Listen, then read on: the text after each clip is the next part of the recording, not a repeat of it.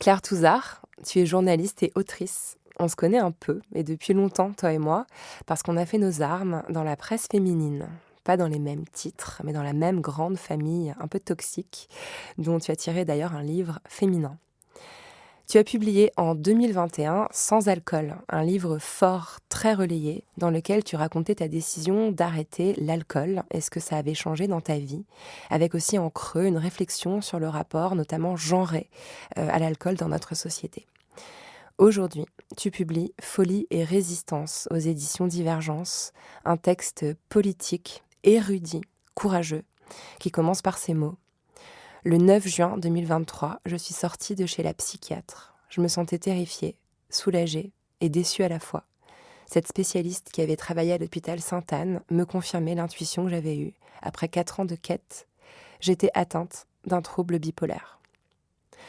À partir de cette phrase, tu ouvres un livre passionnant, fourmillant de ressources, où se glisse parfois le très intime, et où tu revendiques ce terme de folie et questionnes sa signification dans le corps d'une femme, dans une société capitaliste et dans une trajectoire militante. En fait, au fond, tu poses une question en filigrane, faut-il être fou pour se lancer à l'assaut du système d'oppression capitaliste, patriarcal et colonial, ou à l'inverse, faut-il être fou pour ne pas y aller ? Mais avant qu'on explore tout ça, comment ça va aujourd'hui, Claire ? Genre, vraiment. Alors aujourd'hui, c'est intéressant parce que moi, ça se compte en heures plutôt. Ouais. D'aller bien ou non, ça peut varier comme ça dépend. Là, maintenant, je suis heureuse d'être ici, donc ça va bien. Mais tu peux me reposer la question demain et ce sera peut-être différent. Ouais. La période de... Enfin, c'est un livre où quand même tu te livres beaucoup et où tu abordes aussi des sujets de société qui sont... on va dire, subversif ou polémique. Tu parles de Palestine, donc ça peut suffire à enflammer les débats. Est-ce que tu as une forme d'appréhension à un moment de la sortie de ce livre ? Pas du tout, en fait. Parce que justement, je pense que les 2 premiers m'ont permis d'appréhender aussi ce qu'est la promotion, c'est-à-dire l'exposition au public, après avoir été tout seul à écrire chez soi. Et j'ai pris plus de distance que les premières fois. Mon premier livre avait été très relayé médiatiquement et ça m'avait fait me poser beaucoup de questions sur cette exposition. Et du coup, voilà, je suis beaucoup plus sereine maintenant avec ça que les 2 premiers, c'était des essais, en fait, là-dessus. Ouais. Après, tu as vraiment dans les 2 livres, enfin, quoique féminin, c'était quand même beaucoup plus romancé, il y avait beaucoup plus de fiction, il y avait un personnage qui était un peu ton alter ego, qui était plus fictionné, mais il y a quand même à la fois dans tous tes ouvrages cette espèce de volonté d'entremêler ton vécu avec une réflexion plus politique. Ça, c'est sûr, c'est vraiment le sel de mon travail. Et c'est tous les autrices que j'ai lues, Bell Hooks, etc., sont aussi dans ces perspectives. Après, je trouve qu'il y a... En fait, on peut le faire de plein de façons différentes. Dans Sans alcool, je me suis vraiment livrée dans un journal intime de façon brute. Ouais. Là, j'avais pas envie de m'enfermer un peu dans mon trouble. Je sais pas comment dire, parce que j'avais pas envie que ce livre soit que sur moi, vu que justement, c'est une réflexion sur le soin de façon collective, et que j'avais envie d'utiliser ma souffrance, en fait, pour communiquer avec celle des autres. Comme un lion, en fait. C'est pour ça que j'ai ponctué de mon expérience, mais j'avais pas envie que ce soit juste sur moi, en fait.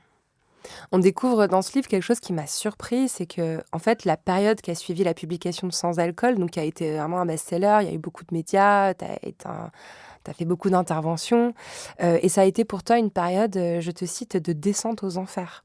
C'est-à-dire que tu pensais, je me suis dit mais en fait c'est hyper violent parce que tu pensais avec ce récit commencer à raconter en fait un début de guérison, de reconstruction, genre ma vie va aller mieux maintenant que l'alcool n'est plus là, et en fait ta situation a empiré. Ouais, et c'était presque difficile à la fin de faire cette promotion parce que j'avais l'impression de mentir aux gens. Parce que j'avais l'impression de leur avoir vendu une solution clé en main. Soyez sobre et soyez heureux.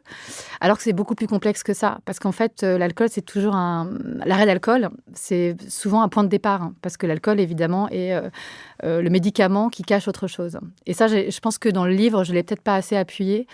Puisqu'au moment où j'ai arrêté de boire, au début, il y avait la sortie du livre qui a bien marché.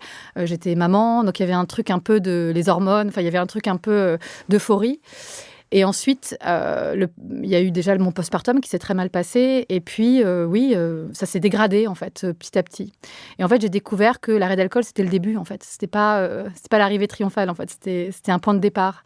Donc, j'ai eu 2 ans de dépression très violente pour aboutir à ce diagnostic de la bipolarité, en fait. Mais quelque part, la sobriété m'a servi quand même à découvrir qu'il y avait autre chose.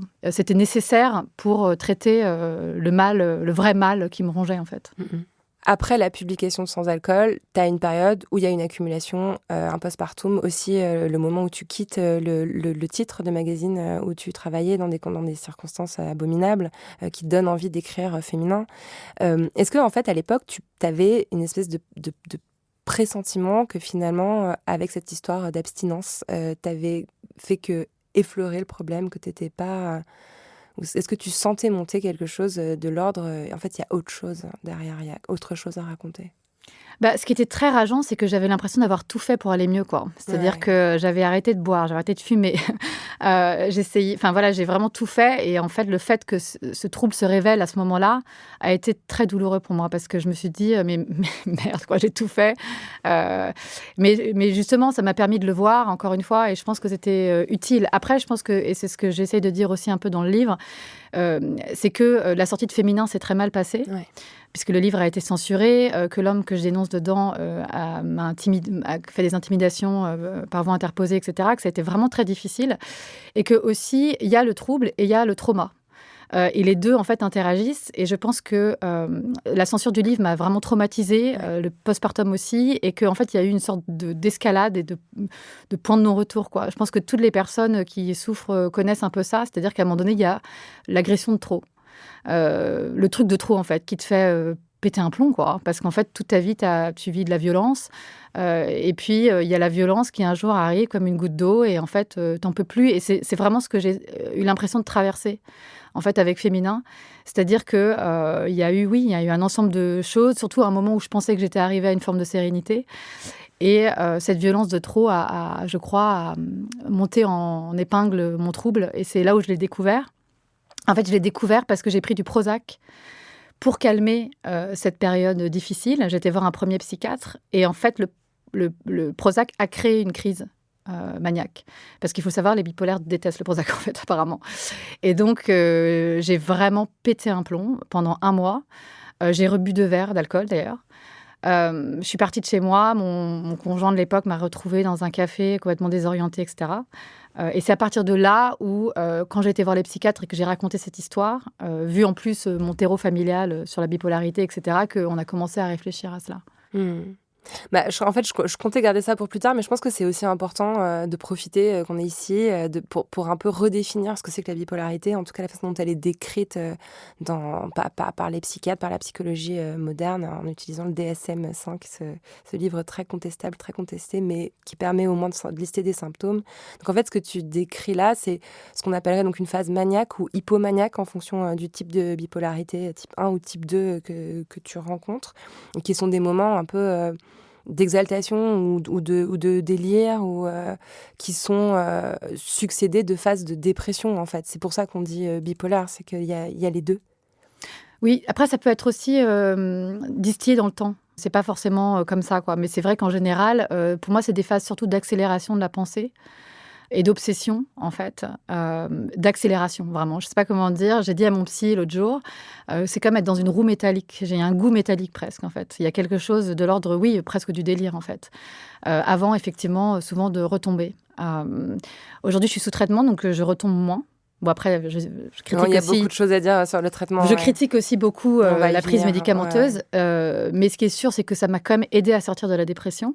Ça n'a pas réglé beaucoup de choses, mais oui, à cette époque-là, j'avais des crises vraiment très fortes et très violentes de manie, d'hypomanie. Ouais. Au détour d'une phrase, tu dis j'ai fait le choix discutable d'écrire un livre pour dénoncer les violences et le harcèlement et la situation d'emprise que j'avais vécue dans ce magazine féminin. Pourquoi tu dis discutable ?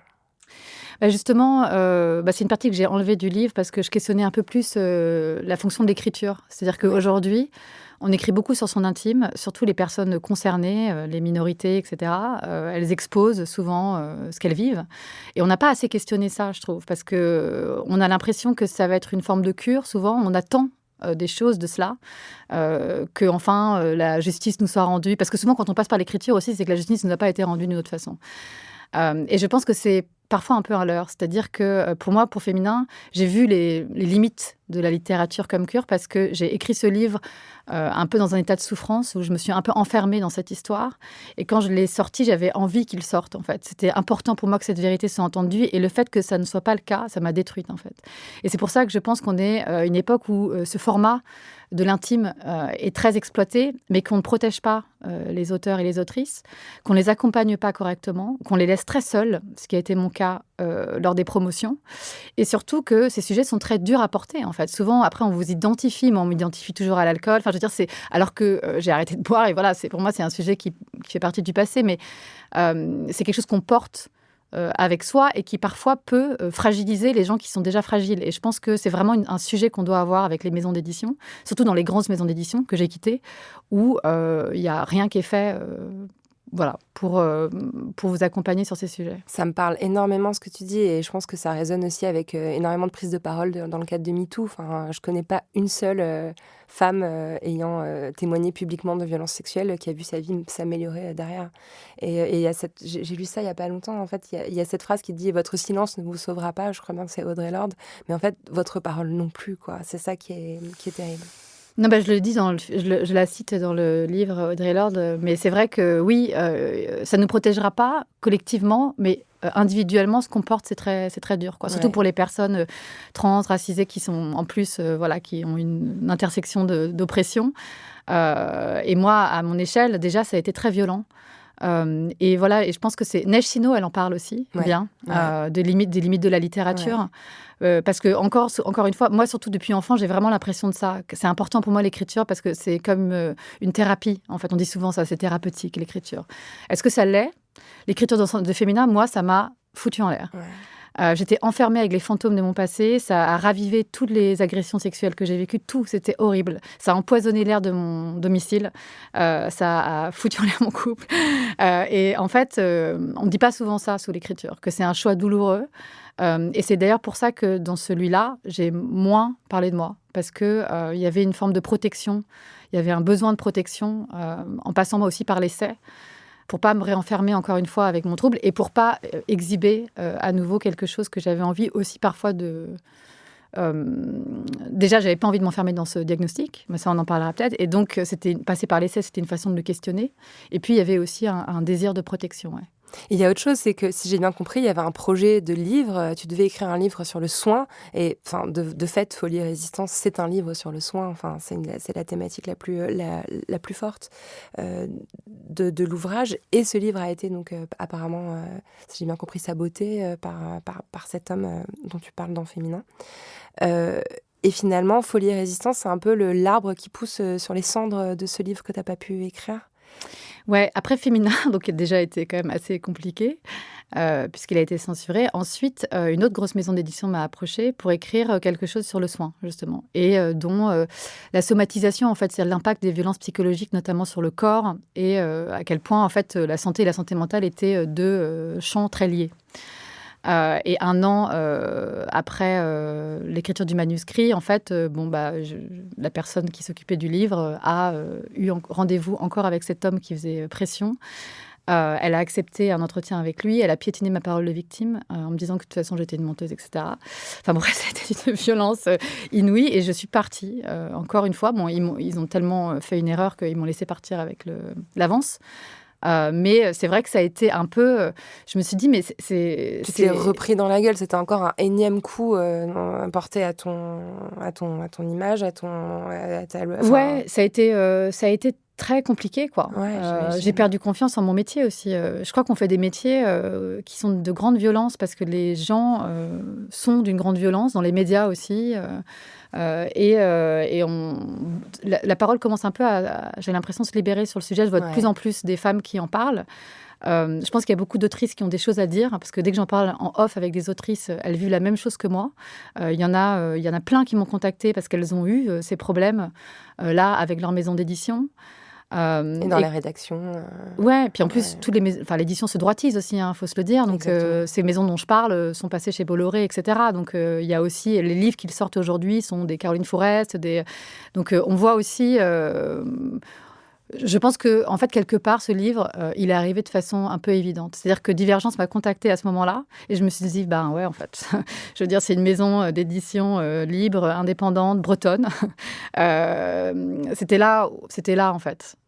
Et nulle part ailleurs. On ne peut pas bien écrire quand on est chez Bolloré, quoi. C'est-à-dire qu'il y a un moment, c'est aussi des décisions politiques. C'est sûr que c'est sans doute moins de visibilité, peut-être, mais bon. Et dans les médias, c'est pareil, hein. Dans la presse, magazine, je sais qu'il y a un tri, hein, qui est clairement en train d'être fait. Bah oui, tous les médias, et je pense que nous qui sommes autrices et engagées, c'est de plus en plus dur pour nous, quoi, parce que c'est de plus en plus dur d'être respectées au sein de ces rédactions, Ouais. ou de trouver du travail dans ces rédactions. Enfin, il y a peu de médias indépendants. Enfin, nos voix sont de plus en plus, on suffoque en fait. Mmh. Nos voix sont de plus en plus étouffées, et on le sent en fait. Et encore, moi, je suis une femme blanche. Je ne vis pas en plus ce que vivent mes consoeurs et confrères pour d'autres raisons, quoi, qui sont le racisme, la transphobie, etc. Mais c'est vrai qu'on vit un moment très difficile. Et là, c'était logique d'être chez Divergence, ouais. Dans ce climat aussi fasciste, clairement. Une maison d'édition dont vous pouvez aller vraiment piocher dans tous les titres sans hésiter. Alors justement, on arrive à la question politique, et c'est vrai qu'avant d'aborder vraiment frontalement toutes ces questions liées à la psychophobie, je voulais qu'on parle de cet engagement politique qui est central dans ton livre, parce que ce que je trouve hyper intéressant, c'est que ton point de départ, lorsqu'on pose ce diagnostic de bipolarité, c'est de te dire, ton premier réflexe, c'est de te dire, zut, ça va encore donner du grain à moudre à celles et ceux qui me traitent de folle en raison de mon engagement contre le génocide en Palestine. Et en fait, tu dis aussi autre chose que j'ai trouvé assez surprenant, et en même temps, c'est quelque chose que je me suis peut-être dit moi aussi inconsciemment. La plupart des personnes qui font partie du collectif avec toi, qui vont coller des affiches la nuit, sont concernées par une forme de neuroatypicité ou une forme de trouble psychique. Donc à partir de là, c'est un peu l'œuf ou la poule, quoi. Est-ce que c'est l'engagement politique qui fragilise, qui rend les gens plus sensibles, plus fragiles, ou alors est-ce qu'à l'inverse, il faut avoir une espèce de forme de configuration d'hypersensibilité ou quelque chose pour aller à fond dans ces engagements-là? J'ai l'impression que dans le livre, finalement, tu démêles pas vraiment. Est-ce que t'es arrivé à une forme de conclusion sur ça? Je pense que ce qu'on appelle la vulnérabilité, je pense que c'est une forme de savoir aussi. C'est-à-dire que quand on a souffert toute sa vie et qu'on a été marginalisé souvent pour ces troubles, on parle d'un certain endroit qui donne des clés de compréhension de notre système, en fait. Par exemple, en tant qu'addict, je me suis rendu compte que j'avais un vrai discours sur tout ce qui était lobby pharmaceutique, que j'avais vraiment observé, en fait, en tant que personne dépendante, le système capitaliste dans ce qu'il y avait de pire, en fait. Et je pense que quelque part, oui, nos sensibilités, notre marginalisation, il y a quelque chose qui fait qu'on regarde le monde différemment et que peut-être ça nous pousse à l'engagement. Et c'est intéressant de voir que ce soit Greta Thunberg, enfin, je veux dire, il y a plein de cas de personnes, soit autistes, soit TDAH, soit bipolaires, etc., qui sont engagées. Parce qu'on questionne aussi la notion de soin, parce que souvent on a été mal soigné aussi. Je pense que oui, il y a... après, je ne suis pas du tout... Il faut faire attention, comme disait Michel Foucault, à ne pas associer le trouble au génie ou quelque chose comme ça, mais je pense que c'est une fragilité. Romanticiser le fait, la folie ou... Oui, ouais. tout à fait. Il y a des gens comme Elon Musk, par exemple, qui font de leur autisme une suprématie. Donc, en fait, c'est juste que je pense que quand on a des valeurs qui sont de gauche et qu'on est bipolaire, etc., c'est une clé d'entrée supplémentaire vers la souffrance. Je pense que, voilà, oui, c'est une clé d'entrée. Et encore une fois, c'est un poste de savoir pour moi, la vulnérabilité. C'est un poste de réflexion. On développe une forme d'expertise. D'expertise, ouais, de la souffrance, et ça nous peut-être permet d'accéder à celle des autres plus plus oui, je pense qu'il y a de ça. Il y a quelque chose qui me vient en t'écoutant parler. Il y a aussi la question du traumatisme, où en fait, t'expliques que dans ton parcours thérapeutique, le fait que les traumatismes que tu as pu vivre, notamment des violences sexuelles, comme et tant de femmes, aient pu aussi aggraver ton trouble ou causer un certain nombre de dysfonctionnements, on va dire.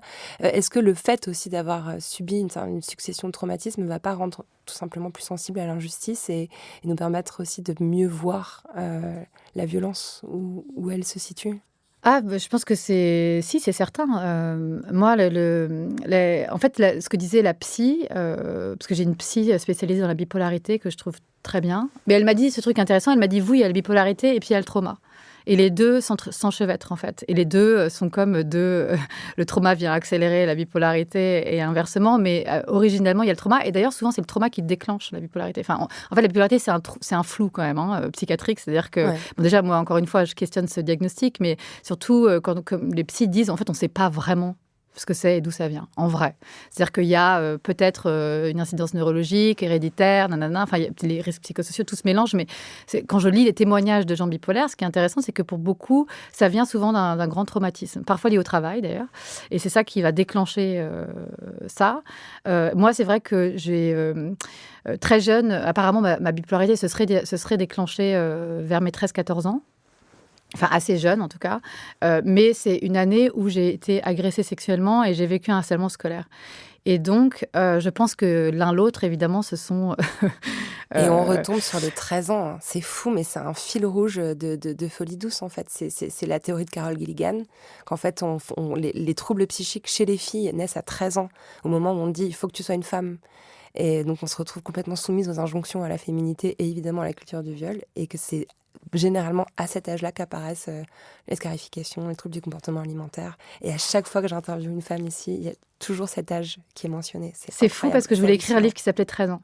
Parce que en fait, c'est pareil, et je savais pas. Du coup, j'ai pas entendu cet épisode, mais oui, pour moi, très souvent, j'ai vu un film encore récemment avec Laura Dern qui parle de ça, en fait, d'une jeune femme qui était persuadée d'avoir 18 ans quand elle a couché avec son coach de cheval, et en fait, elle avait 13 ans. Et moi, c'était pareil, c'est-à-dire que pendant des années, j'ai cru que j'avais 18 ans, quand j'étais agressée sexuellement, parce que j'étais en partie en boîte avec une copine et qu'on s'est fait passer pour des majeurs. Alors que bon, bref, ils nous ont laissé rentrer, mais voilà. Et en fait, j'étais agressée sexuellement et je me suis toujours dit que c'est parce que j'avais 18 ans et donc je l'avais cherché, enfin bref. Et j'ai découvert justement pendant mon postpartum qu'en fait j'avais 13 ans. Et le postpartum qui est la deuxième période d'ultra-fragilité pour les femmes, où on sait que les taux de suicide, de tentatives de suicide augmentent en flèche chez les femmes. Enfin, c'est comme s'il y avait des moments dans la vie en fait qui venaient fragiliser un terreau, quel qu'il soit neurologique ou génétique, et qui suscite en fait ces épisodes, quoi. Oui, je pense que c'est des grands espaces de fragilité, quoi. Le postpartum, c'est pareil. Moi, ça a été vraiment le postpartum, ça a été la catastrophe. Bon, après, on sait que il y a les hormones, ça accentue mes problèmes, quoi. C'est-à-dire qu'avant les règles, tout ça, c'est une catastrophe. Et d'ailleurs, les règles, on sait maintenant qu'il y a des crises psychotiques, des gens qui font des femmes qui font des crises psychotiques pendant les règles. Mais je pense que oui, de toute façon, c'est ça qui est terrible, c'est qu'il y a chez les personnes chez les minorités, les troubles psychiques sont accélérés et aggravés par le vécu, en fait. Et souvent, c'est ce que les praticiens ne prennent pas en compte et qui est très problématique, parce que quand on a vécu un nombre inconsidéré d'agressions sexuelles, d'agressions racistes, transphobes, etc., évidemment que ça participe, que ça accélère les troubles déjà présents, voire ça les crée, en fait. Parce qu'on sait que, Mathieu Bellassène, par exemple, dit que les troubles les plus graves chez les personnes exilées, par exemple, sont souvent liés au traumatisme, en fait. Donc on voit bien que c'est des vases communicants. Et on voit que pour certaines personnes qui vivent vraiment une intersection comment dirais-je, d'agression et d'injustice, il y a des vraies mutilations psychiques, en fait. C'est impossible de vivre. Et que ça participe à de la domination. C'est un outil de domination. En fait, quand on mutile psychologiquement les gens, quand le système mutile en permanence psychiquement certaines populations, elles sont dans l'incapacité de vivre, en fait.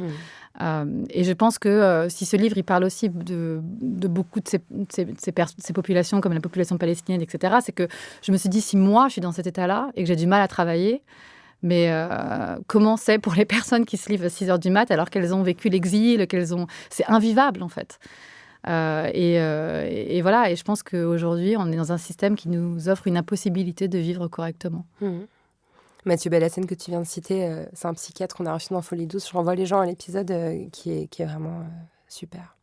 Alors, j'ai envie de mettre les pieds dans le plat, en fait. Il y a quelque chose que j'arrêtais pas de me dire en te lisant. En gros, tu dis que dans les pires moments de ta dépression, tu étais très active sur les réseaux sociaux. Que tu as vraiment beaucoup dénoncé l'injustice du monde, tu t'es beaucoup mouillé, pris parti sur des questions extrêmement inflammables, etc. Et ça m'a parlé, cette espèce d'intensité numérique dans les moments de profonde détresse intérieure. Et je me suis parfois posé la question, moi, si il n'y avait pas une forme de mise en danger. C'est-à-dire que les plus énormes cyberharcèlements, genre raids d'extrême droite que je me suis pris dans la gueule, c'était toujours dans les moments où j'allais hyper mal, comme si j'avais en fait voulu m'autodétruire. Ah, c'est intéressant. Oui, il y a une forme d'autodestruction, ou peut-être on attend qu'on nous confirme qu'on est vraiment des grosses merdes. Je sais pas. Non, mais après, il y a un truc sur l'usage des réseaux sociaux, il y a une attente de soins. Enfin, je pense on attend quelque chose, en fait. Il y a une forme de folie qui s'empare de nous et on a envie. Enfin, moi, il y avait vraiment ça, quoi, une sorte d'impulsivité totale. Ouais. Et une attente derrière qui n'était jamais comblée. Mais quelle attente, comme tu dis, c'est peut-être l'autosabordage.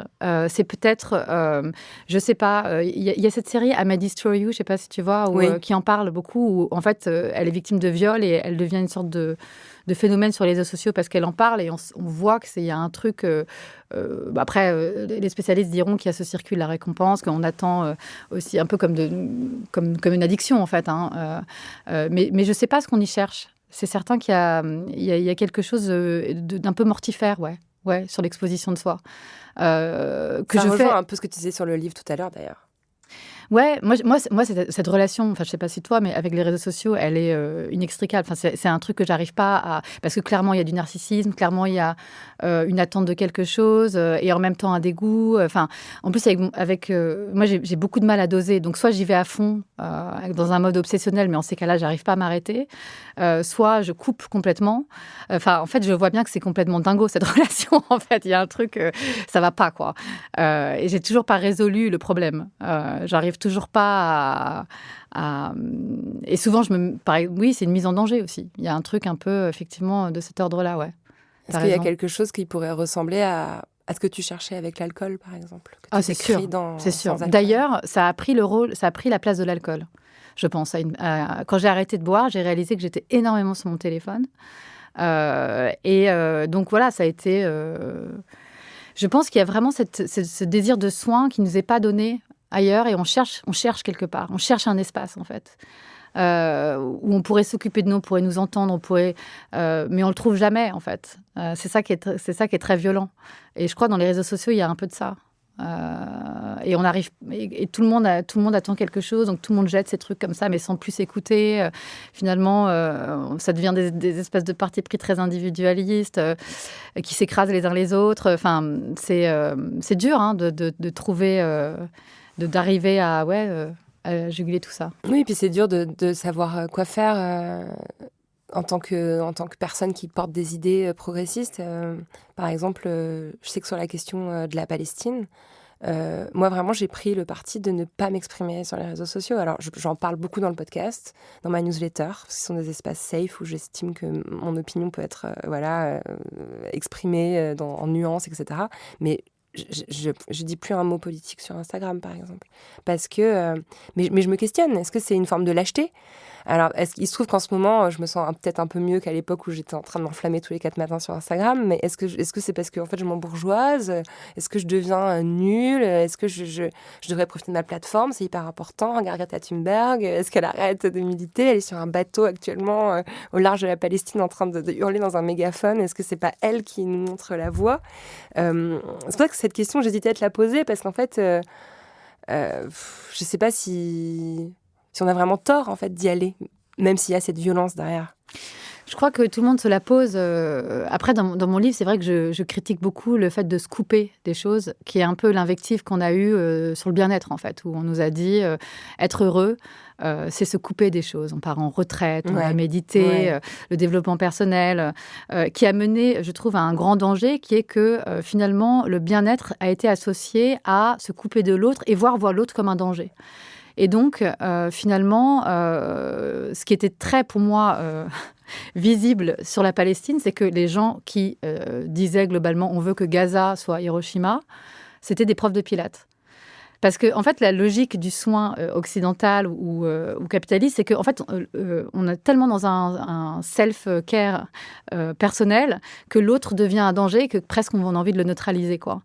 Et j'en parle aussi dans le livre à travers Alain Damasio, qui raconte ça aussi à travers le transhumanisme, c'est-à-dire comment on est devenu des espèces de machines pour devenir des surfemmes et des surhommes à travers l'outil du bien-être. Enfin voilà, c'est quelque chose de pour moi très dangereux. Mais c'est sûr que c'est difficile en même temps de ne pas s'écouter quand on souffre énormément de l'usage des réseaux sociaux et que c'est vrai que quand on est fragile psychologiquement, parler politiquement, c'est très difficile, en fait. J'ai pas la réponse à ça. Après, je pense que chacun peut agir à son niveau aussi.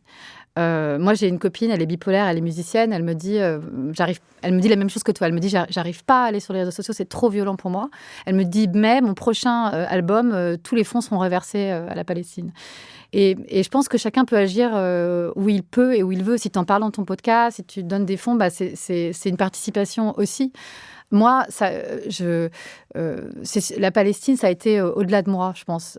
Ça a réveillé quelque chose que j'avais ressenti quand j'ai été à la frontière syrienne avec Handicap International. J'ai été voir des familles mutilées de guerre et j'ai été dans des camps palestiniens à cette époque-là. Et en fait, je me suis sentie tellement stupide. C'était il y a assez longtemps de ne pas avoir lu sur la Palestine et de ne pas avoir compris à quel point on avait déporté ces gens, à quel point...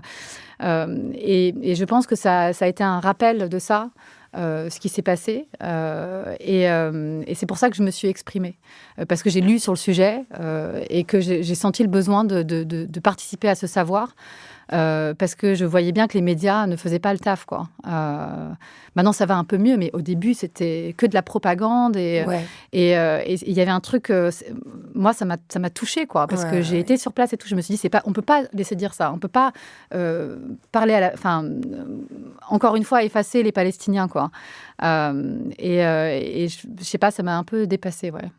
Tu parles d'une femme, j'avais envie qu'on la cite parce que je l'ai découverte dans ton livre. Du coup, je suis allée diguer. J'ai dit, mais c'est quoi cette histoire de Danielle Craven ? C'est complètement fou. Alors, je vais résumer l'histoire en très peu de mots parce que... Cette histoire est horrible, mais... Elle est en fait... c'est une excellente illustration de ce qu'on essaye... de ce qu'on est en train de dire, quoi. Donc, ça se passe en 73, on est sous Pompidou. Elle, c'est la femme d'un patron de publicité assez puissant qui est en charge à l'époque de la promotion du film Rabbi Jacob, qui vient de sortir. Et elle, c'est une personne engagée, humaniste. À l'époque, à la guerre du Kippour, on est en train de vivre une situation qui est assez comparable à celle qu'on vit aujourd'hui, sauf qu'à l'époque, il n'y avait pas les réseaux sociaux pour documenter chaque minute du massacre. Et elle décide, dans un geste quand même qu'on peut qualifier d'un peu fou, de détourner un vol, un avion, un Paris-Nice, et de prendre en otage le pilote et le copilote. Les passagers sont libérés. Trigger warning, elle est abattue froidement par un homme du GIPN introduit sous un habit de steward. Et cette histoire est complètement étouffée, malgré les plaintes de sa famille, son mari qui dit « mais qu'est-ce qui s'est passé ?» Apparemment, les pouvoirs publics savaient très bien qui elle était. Et ça, pour toi, ça démontre quelque chose d'évident. En fait, Danielle Craven, c'est vraiment bizarre parce que j'ai découvert son histoire en faisant des recherches sur l'avion. Parce que mon grand-père est mort dans un crash d'avion. Au début, je devais faire un... Oui, il y a beaucoup de traumatismes dans notre famille. On essaie de se les faire tous. Mais non, je plaisante. Mais en fait, j'ai une période où je regardais que les histoires sur l'avion et aussi comment les femmes avaient détourné des avions, comme Leila Khaled, etc. Et en fait, comment la résistance des femmes était passée aussi par ce geste qui peut être considéré comme extrêmement viril, en fait, de détourner un avion. Il y a une espèce de truc terroriste... Et donc, en fait, c'est intéressant parce que Danielle Craven, en fait, elle a été traitée de folle par le préfet très vite, qui a commandité son exécution. C'est-à-dire qu'il n'y avait aucune raison de l'exécuter. Elle pointait même pas sa carabine sur l'équipage. Elle avait fait descendre tout le monde. Elle avait des revendications pacifistes. Elle était écolo, pro-palestinienne, enfin genre antifasciste. Elle a écrit comme Luigi Mangione en fait. Elle a écrit celui qui a battu le patron des assurances, Brian Thompson, aux États-Unis. l'assureur. Et en fait, elle avait laissé des feuilles de texte très clair en fait sur l'ordre du monde, comme quoi en fait on était gouverné par des fascistes, comme quoi en fait un discours extrêmement moderne, sauf que c'est une femme et que comme dans beaucoup de cas on a fait croire que son acte était fou alors qu'en fait il était politique et il avait tout son sens en fait. Et c'est intéressant, enfin j'en parle dans le livre en fait à quel point beaucoup de personnes qui en fait ont étaient des militants et des militantes, ont été pathologisés et psychiatrisés pour disqualifier leurs actes politiques, en fait. C'est le cas à beaucoup des femmes, évidemment, qui étaient enfermées à une époque juste parce qu'elles se rebellaient contre leur mari. C'est aussi le cas de beaucoup de militants pour les droits civiques noirs, notamment, où on les a carrément psychiatrisés en invoquant la schizophrénie. C'est-à-dire qu'à l'époque de Détroit, dans les années 60, en fait, quand il y a eu les grands courants pour les droits civiques noirs, on enfermait les militants dans des hôpitaux psychiatriques en appelant ça la psychose noire, en fait. Et donc, Danielle Craven, c'est ça, en fait. Effectivement, oui, son acte est un peu fou, mais finalement, qu'est-ce qu'elle fait, Danielle Craven ? Il y a une prise de risque, quoi. Il y a une impulsivité, une prise de risque, quelque chose d'assez grandiose dans le geste, mais c'est vrai que de là, le qualifier de... En fait, oui, quelque part, il y a quelque chose de grandiose, mais est-ce que c'est fou par rapport à la folie du monde ? Ouais. C'est ça le truc, c'est que en fait, ce qui est très bizarre aujourd'hui, c'est qu'on nous fait croire que la rationalité, que ce qui est correct, c'est quand même une folie destructrice. C'est-à-dire que on tue des gens, on est dans plein génocide, on exploite des gens dans le monde entier. Non, mais on fait n'importe quoi. Et en fait, des gens qui essayent d'interrompre cette folie-là sont traités de fous, parce qu'on n'estime pas, parce qu'on a brainwashé les gens en leur faisant croire qu'il y a une rationalité qui est la bonne, qui est la raison. D'ailleurs, Emmanuel Macron utilise toujours le terme de raisonnable, alors que c'est une folie totale. Ça fait penser à Notre-Dame-des-Landes, à Sainte-Soline aussi, à la façon dont on traite les manifestants qui sont vraiment, pour le coup, au niveau le plus basique de la rationalité. Genre, peut-être qu'on aura besoin d'eau pour vivre à l'avenir. Vous êtes fous! Tirez-leur dessus! C'est incroyable quand même. Oui, et c'est le storytelling des médias, c'est le storytelling qui, en plus, par exemple, sur le wokisme, qui vont montrer les gens qui déboulonnent les statues en faisant un espèce d'acte. Regardez ce qui va arriver si les woks sont au pouvoir, ils vont tout casser. Et ça, c'est une vieille... Enfin, ça fait des décennies que c'est utilisé pour disqualifier les gens. Il y a eu le foule musulman aussi, c'est-à-dire que toutes les personnes musulmanes qui ont des objectifs politiques sont forcément des tarés. Enfin, c'est intéressant. Je cite un récit de Liad Banmoshi, qui est une militante handicapée qui a beaucoup écrit sur le sujet, sur comment on renverse les narratifs, en fait.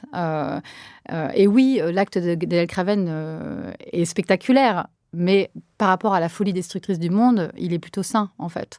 Donc voilà, c'est les slow violence qu'on efface, en fait, tout ce système de fou où tout le monde meurt, mais qui est considéré comme rationnel. Et justement, tout le livre parle de ça, en fait, de défaire cette rationalité, de sortir du cadre. En fait, de sortir du cadre capitaliste, de sortir du cadre colonialiste, en opposant une folie utopiste, en fait.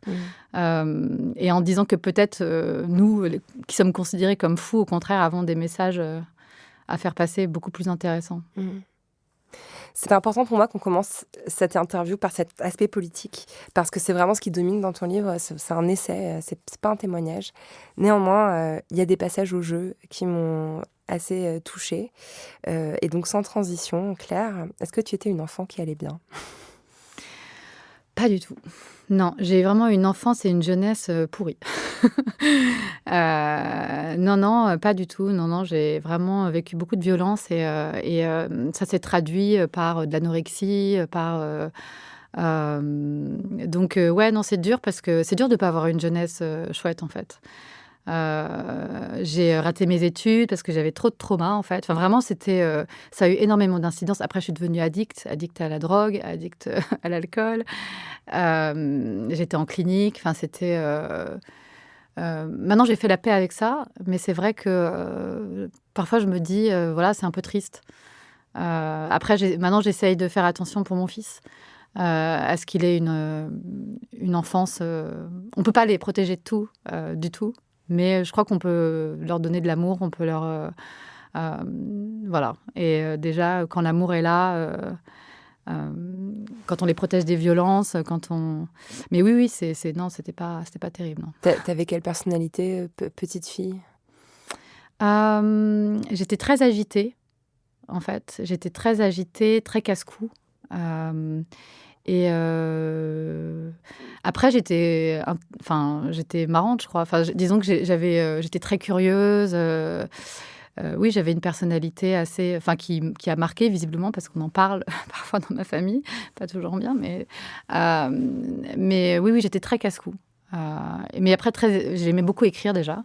Je remplissais des cahiers et tout ça. Et je pense que très vite, si j'ai écrit des livres, c'est que j'avais aussi l'impression que j'avais besoin de dire des vérités qui n'avaient pas été entendues.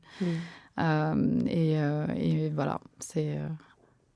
Tu parles de ta famille de façon très, très pudique, par petites touches, mais tu écris quand même que ton père était lui-même bipolaire. Tu as cette phrase que je trouve ambivalente. Mon père est toxique, mais il y a quelque chose en lui de fragile. Une vulnérabilité, une incapacité à dépasser sa douleur qui m'est familière. Il y a comme une espèce de double mouvement de rejet et de rapprochement dans cette phrase. Bah oui, parce que je me suis toujours sentie liée à lui par quelque chose. Et c'était étrange parce que mon père, il m'a abandonnée. Enfin, il est parti très jeune quand j'étais jeune. Et il avait des comportements violents. Surtout contre lui-même, mais il entraînait les autres dans sa violence. C'est quelqu'un qui était beaucoup dans le risque, il pouvait conduire à 230 avec nous derrière. Il y avait un truc de très provoque chez mon père. Et en même temps, je sentais que ça venait d'une souffrance. Alors, je ne veux pas l'excuser du tout, mais j'ai compris qu'on était liés par le même trouble. Même si c'était vu différemment en fonction que je sois une fille et lui un homme, c'est ça qui était intéressant. C'est-à-dire que j'en parle aussi dans le livre, c'est-à-dire que ce qui lui a été, ce qui a alimenté son personnage, on disait ah Philippe, il est comme ça, il est provoque et tout. Moi, a été très critiquée en tant que fille parce que je prenais des risques, parce que donc c'était intéressant de voir ça. Mais oui, ça m'a liée à quelqu'un qui était très toxique pour moi, donc c'était assez étrange. Et surtout, j'ai eu peur de devenir comme lui. Parce que quand j'étais jeune et que je m'alcoolisais, je pouvais être violente et j'ai eu peur de devenir comme lui, ouais. Son diagnostic de bipolarité, il était connu, il était admis, c'était quelque chose dont il vous parlait ou... En fait, on l'a diagnostiqué dépressif, maniaco-dépressif. Il a été en HP pour tentative de suicide. En fait, c'est moi qui ai compris qu'il était bipolaire parce que, en fait, quand j'ai... Enfin, clairement, tout est là, quoi. C'est-à-dire qu'il coche toutes les cases de la bipolarité. Les maniaco-dépressifs, si je ne me trompe pas, c'est le terme qu'on employait, en fait, à l'époque, pour désigner plus ou moins les mêmes symptômes, non ? En fait, ce qu'il y a, c'est que les bipolaires sont très peu diagnostiqués. En fait, il y a beaucoup de mauvais diagnostics parce que, en fait, on va voir les médecins quand on est en phase de dépression et jamais en phase de manie. Et d'ailleurs, on ne les voit pas, les phases de manie. Moi, c'est mon conjoint qui m'a dit, là, ça n'allait pas. T'es un peu high. Et d'ailleurs, j'avais été célibataire pendant le temps parce que c'est intéressant. C'était le regard de l'autre qui m'a, en fait, quelque part donné le diagnostic. Et en fait, mon père, il a été diagnostiqué maniaco-dépressif, mais il est bipolaire, en fait. Donc, voilà. Et lui, plus gravement que moi.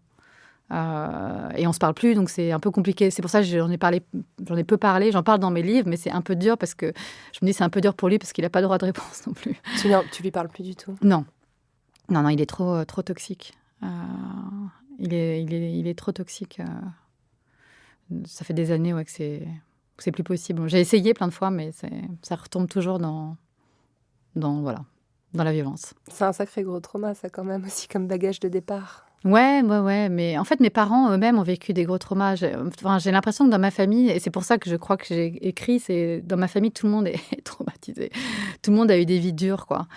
Des viols, franchement, quoi. Et en fait, c'est des gens qui ont été habitués à vivre avec, à couper leurs émotions. En plus, je viens d'un milieu rural, en Bretagne, où il n'y avait pas de psy, où en fait, on avançait avec l'alcool et comme ça, quoi, en fait. Et j'ai vu les ravages que ça faisait aussi, sur les femmes notamment. Et je pense que c'est pour ça que moi, j'ai eu besoin de l'extérioriser, en fait. Mmh. En fait, enfin, tu parles des femmes de ta famille, là, et je pense à ta tante dont tu parles dans le livre, qui est atteinte d'un cancer du sang, enfin d'une leucémie due à son travail, hein. Elle a respiré des substances toxiques toute sa vie, comme beaucoup de travailleurs, travailleuses.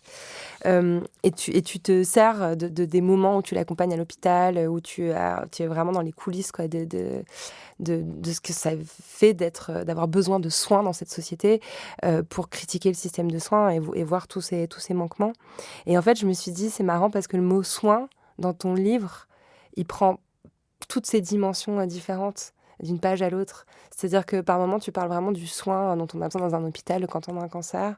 Par des moments, tu parles vraiment du care en convoquant les penseuses féministes. Mais là, ce que j'entends, c'est le soin que tu n'as pas forcément eu dans l'enfance, ou le soin qui manquait aussi pour ton vécu, pour ta souffrance quand tu étais plus jeune. Tu crois que c'est peut-être ça, ce désir effréné de soin dont tu parlais tout à l'heure? Oui, oui, je pense qu'il y a de ça. Je pense que la notion de soin, de toute façon, comme tu dis, elle revêt plein de choses, en fait. Mais elle fait... Enfin, en fait, c'est vrai que ma tante, elle est très présente parce que c'est quelqu'un que j'aime beaucoup, mais que j'ai vu aussi à quel point le soin, justement, a été placé en périphérie. C'est-à-dire que c'est des gens qui... Ma tante, elle a toujours souffert, mais c'est une résistante, quoi. C'est hallucinant, en fait. Elle a eu un cancer du sein, un cancer du sang, enfin, les choses les plus graves. Et elle se bat. Et elle y arrive, elle est toujours en vie, hein. Mais c'est vrai qu'avec elle, j'ai vécu cette externalisation du soin dans des hôpitaux où les soignants font ce qu'ils peuvent. Mais en fait, on est tellement dans des optiques néolibérales qu'en fait, c'est complètement déshumanisé. Et elle a été tuée par son boulot. Enfin, c'était une petite main dans des ateliers qui étaient avec des produits où elle manipulait des produits toxiques. Et donc, c'est à cause de ça qu'elle a eu un cancer du sein et après un cancer du sang. Donc, la société, l'a rendue malade. Et après, elle a dit, on ne veut plus voir ton corps, en fait. Donc, on le repousse en périphérie, dans des hôpitaux où, en fait, on va à peine s'occuper de toi. En plus, elle n'a pas beaucoup de moyens. Donc, et ça m'a vraiment révoltée, en fait. Et je pense que toutes ces portes d'entrée, toutes ces questions sur le soin, c'est ça qui m'a menée aussi, par exemple, à la Palestine. Parce que je me suis dit, mais à quel moment, en fait, dans nos sociétés, on fait l'année de la santé mentale pendant qu'il y a un génocide, en fait? À quel moment on ne se dit pas qu'en fait, il y a une interconnexion entre nous tous, individus, en fait, le soin, c'est un soin collectif, en fait. C'est-à-dire que... et je pense que, voilà, ça a été... et d'ailleurs, c'est intéressant parce que, par exemple, sur la question de la Palestine, toutes les personnes qui ont questionné justement les notions de soins, d'addiction, sont vent debout pour la Palestine. Je pense à Nan Goldin, parce qu'en fait, c'est... À Judith Butler. À Judith Butler, qui paye très cher son engagement. Ouais, comme tout le monde. À Judith Butler, qui a aussi beaucoup travaillé, on ne le sait pas, parce qu'on connaît beaucoup ses réflexions sur le genre, mais elle a beaucoup écrit sur le soin. Elle a beaucoup écrit justement sur... comment, par exemple, la pandémie nous a fait réaliser à quel point on était interdépendants et interconnectés, tout en mettant en exergue le fait qu'on n'avait pas tous les mêmes accès aux soins et privilèges du soin aussi. Et du coup, voilà, je pense que c'est... il y a un appel aujourd'hui, derrière la question de la Palestine, il y a un appel de revenir aux besoins essentiels. On a mis trop de choses... la société capitaliste et colonialiste et raciste a mis trop de choses entre nous et les besoins essentiels de soins, en fait. Et c'est pour ça qu'on est arrivé à de telles folies qu'aujourd'hui, pour des intérêts économiques et financiers, on tue les gens, en fait. On décapite des enfants, en fait. Et voilà, et je pense que tout ça est très lié, en fait. Mais surtout, ce que je vois, c'est que tu es repartie vers la Palestine alors que je te parlais du soin que tu n'avais pas reçu, toi, enfant. Ouais, parce que... T'en es où de cette exploration-là? Parce que tu racontes aussi dans le livre à quel point ton parcours de soins psychiques a été compliqué, comme vraiment on est très, très nombreuses à l'avoir vécu, avant de trouver un ou une thérapeute qui t'écoute véritablement, qui comprenne ce qui se joue là. D'après ce que j'ai compris, la compréhension de la partie traumatique de ton vécu est assez récente dans ton parcours. T'en es où de cette exploration-là et qu'est-ce qui t'aide le plus au fond, quoi, entre l'approche plus psychiatrique, genre ok, vous avez un trouble bipolaire, on va vous donner un médicament et puis ça ira mieux au quotidien, et ok, il y a des choses profondes à traiter, on va les traiter en parallèle. C'est compliqué parce que moi j'ai un rapport justement très rebelle aux soins. parce que je raconte dans le livre qu'en fait, il y a un médecin qui un jour m'a donné un mauvais diagnostic il m'a donné des médicaments qui ont troué mon estomac à 2 endroits. Et en fait, j'ai été hyper entre la vie et la mort pendant 10 jours. Il a dit, oh, elle a une grippe. Enfin, il n'en avait rien à faire, en fait. Et je suis arrivée à l'hôpital, j'ai fait une near death experience, quoi. Et j'ai été transfusée, donc j'ai reçu 2,5 litres de sang, enfin voilà. C'est l'année de ton bac, hein, c'est ça? C'est l'année de mon bac, voilà. Pratique. Et après les 13 ans qui étaient quand même déjà compliqués, et tout est lié, puisque en fait, c'est la souffrance de mes 13 ans qui avait créé mon mal de dos, qui a fait que j'ai appelé ce médecin, qui m'a donné des médicaments. Bref. Qui s'est pas dit, tiens, c'est bizarre, elle a 18 ans, elle a déjà un mal de dos comme des personnes âgées, c'est sans doute somatique. Il a traité le truc directement par le médicament. Et je pense que cette entrée-là dans le soin, et j'ai eu d'autres problèmes, j'ai eu vraiment énormément de problèmes avec les psys, hein, en fait, a fait que j'ai eu un rejet du soin. Et quelque part, c'est pour ça que moi, je me suis guérie à travers d'autres choses, à travers des lectures, à travers la compréhension de ce que j'avais, à travers des auteurs. C'est pas la meilleure façon, hein, du tout. Je suis pas en train de dire tout est mal dans le soin et tout est bien dans les livres. Mais c'est vrai que j'ai un parcours, du coup, très chaotique, où ce qui m'a sauvée, moi, c'est les lectures, c'est la parole, les groupes de parole, la discussion avec les autres. Et j'ai découvert, par exemple, ça. Bell Hooks, j'en parle beaucoup. Elle parle de ces groupes de parole qu'elle a créés entre femmes noires qui s'appellent Sister of the Yam. Et elle dit à quel point le savoir sur ce qu'on vit et l'échange avec des personnes qui vivent la même chose que vous peuvent vous sauver. Et moi, ça, je crois en ça, par exemple. C'est une méthode thérapeutique qui est développée dans beaucoup de pays, pas trop en France, mais les groupes de parole en TCC, ça peut faire vraiment des miracles pour certains j'ai voulu questionner notamment. Ça, en fait, cette dimension du soin, plus que un soin qui, je trouve, nous enferme beaucoup. Par exemple, le soin psychiatrique, là, je le critique beaucoup parce que moi, je suis assez atterrée, quoi, par ce que c'est devenu. Et d'ailleurs, je fais les ponts entre l'hôpital psychiatrique et la prison, parce que pour moi, il y a une dimension d'enfermement dans ce soin-là qui est très grand. Et puis même à mon échelle, moi j'ai été en clinique, mais j'ai pas été en HP, donc je peux pas en parler. Mais tout ce que j'ai lu sur le sujet, c'est quand même catastrophique. Tu as reçu Mathieu Bellassène, c'est le retour de la contention. Le retour ou le jamais abandonné plutôt. Ouais, et puis aussi tout ce que...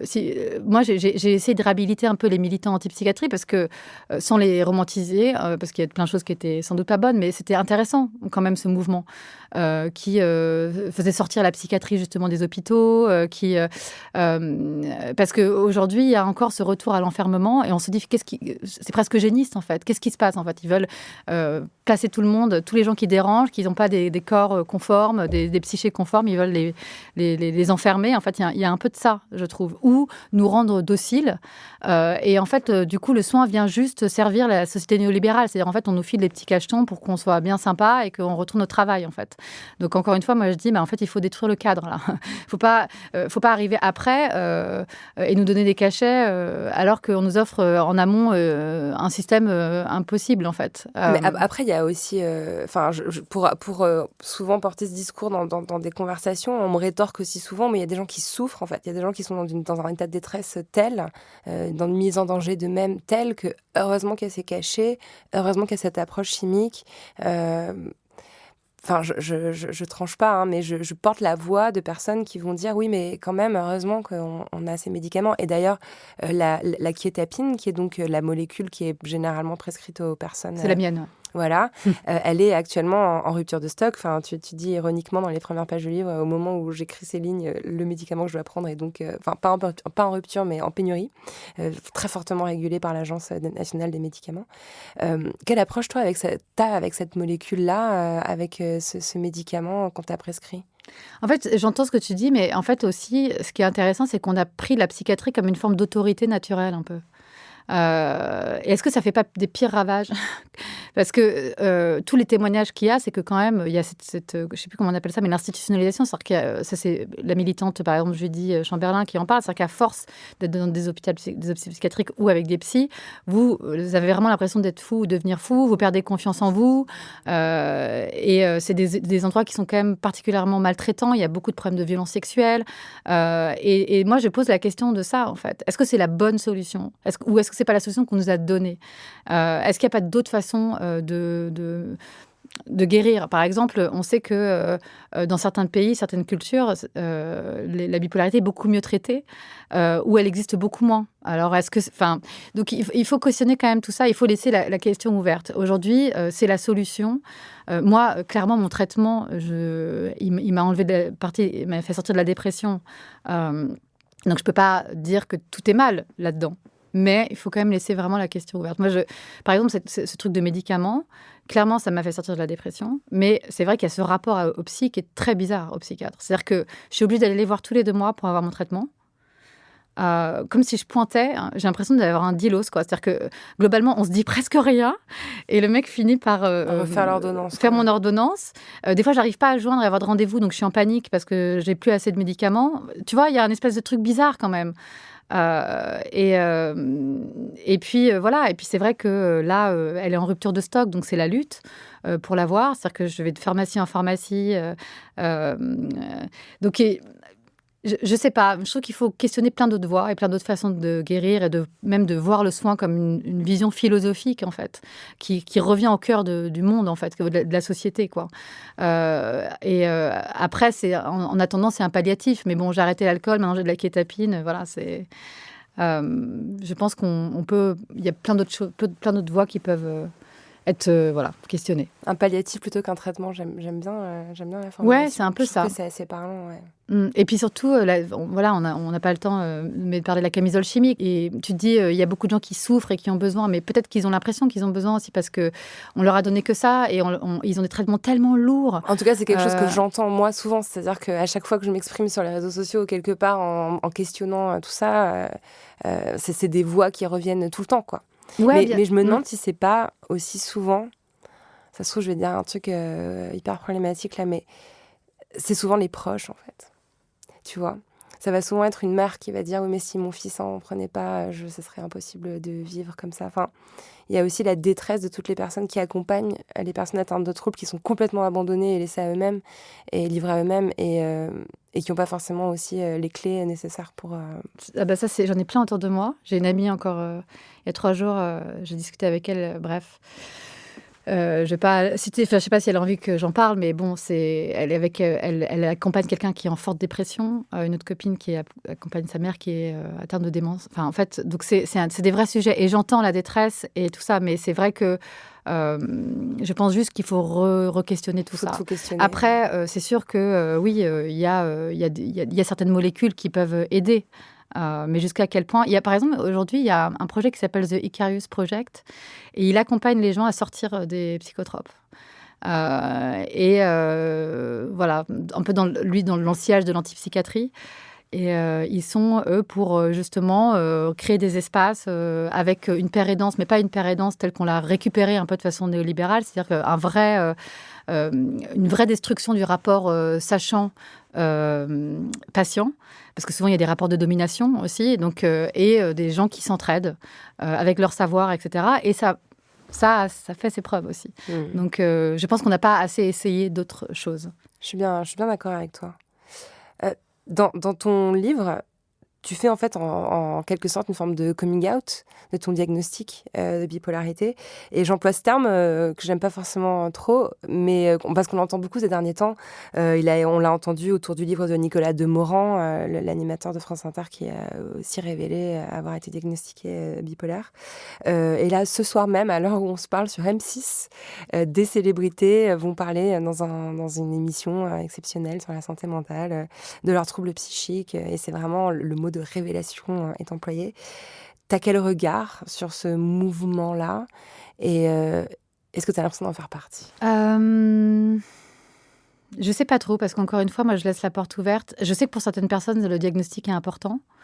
Je sais pas, encore une fois, c'est vrai qu'il faut faire attention à l'exposition publique et la parole publique sur des sujets qui sont quand même sensibles pour certains. Je parle pour les personnes qui s'expriment sur le sujet, mais si ils sont consentants, pourquoi pas. Je sais pas si... Je sais pas. Je crois que de toute façon aussi, on est tous anormaux et anormales dans ce monde. Mmh. Je cite le chercheur Constant Spina dans mon livre qui raconte qu'il y a énormément de diagnostics aujourd'hui d'hypersensibilité et qui dit mais en fait comme si c'était un mal en fait, alors que c'est peut-être juste des personnes normales qui ont du mal à vivre le monde tel qu'il est. Et encore une fois, si on déconstruisait ce système, il faudrait voir si ces diagnostics existent encore. Parce que de quoi ils naissent, de quoi ils viennent, à mon avis, il y a une grande part du monde dans lequel on vit.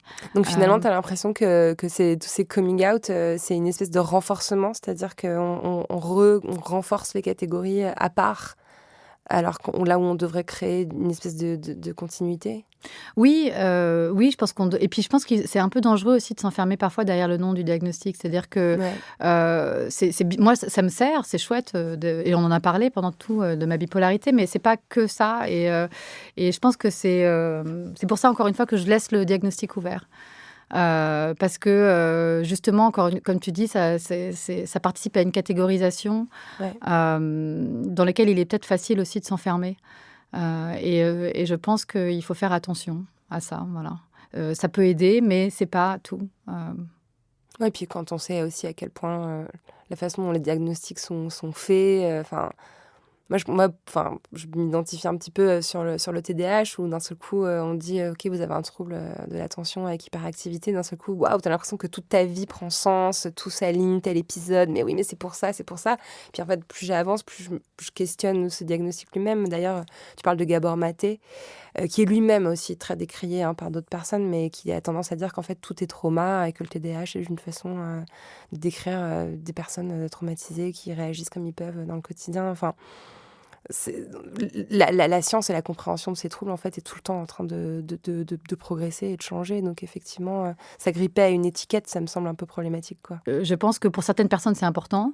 Et aussi, ça dépend. C'est-à-dire qu'il y a des personnes qui sont vraiment handicapées aussi par leurs troubles, etc. Et c'est important que ce soit reconnu.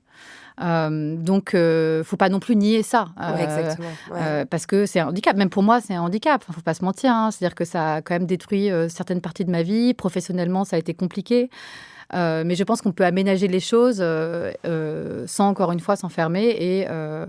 Et en tout cas, plus on a de voix politiques sur le sujet, mieux c'est. Complètement. Et c'est pour ça que je trouve que c'est courageux d'y aller, parce que c'est un sujet vraiment qui est en train d'être beaucoup défriché, en fait. Et je pense que c'est aussi naturel que les voix féministes antiracistes sont en train de s'y engouffrer parce que ça résonne hyper fort. Et d'ailleurs, je voulais qu'on termine en parlant de thérapie féministe. Donc, le nom que je cherchais tout à l'heure, c'est Estelle Bayon, Oui. qui est une thérapeute qui t'a beaucoup apporté dans son rapport, dans son approche de la psychologie.